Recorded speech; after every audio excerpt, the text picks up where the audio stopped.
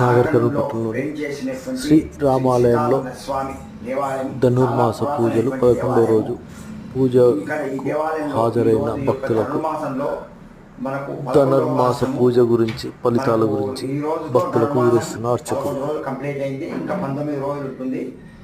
మనకు 10వ తారీఖు రోజు వైకుంఠ ఏకాదశి సందర్భంగా తెల్లవారుజామున 4 గంటలకే సుప్రభాతం ఉంటుంది.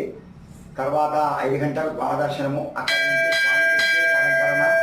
ఆ రోజు చాలా విశేషం అన్నమాట. ఈ వైకుంఠ ఏకాదశి రోజు ఇంకా స్వామిని దర్శనం చేసుకుంటే మనం 365 రోజులు దేవాలయానికి వెళ్తే ఎలాంటి ఫలితం వస్తుందో ఆ రోజు ఇంకా మనం దేవాలయంకి వచ్చి స్వామిని దర్శించుకుంటే ప్రకాంత పద్ధతి. ఈ రోజు యొక్క గోదాదేవి ఒక గోపిక ఇంటికి వెళ్ళి ఆమె ప్రార్థిస్తుంది, ఓ తల్లి మేము ఆ యొక్క రామనామాన్ని కీర్తిస్తున్నాము, రాముని పాటలు పాడుతున్నాము, అందరు కూడా భజనలు చేస్తున్నారు, అటువంటి యొక్క శబ్దంని కూడా వినిపిస్తలే తల్లి.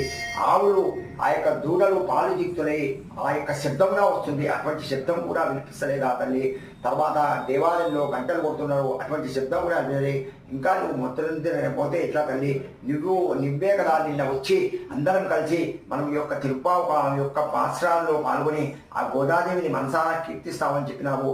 నువ్వు నిద్ర లేచి మాతో కలిపి ఇంకా వస్తే అందరం కలిసి ఆ వైకుంఠనాథం యొక్క పాద పద్మల చెంతకు చేరితే మళ్ళీ మనకు జన్మ ఉంటుందని, జన్మ లేకుండా ఉంటుందని గోదాదేవి ఈ యొక్క పాత్రలో ఈ యొక్క విషయాన్ని మనకు అందరికి కూడా తెలియజేసినటువంటిది అయింది.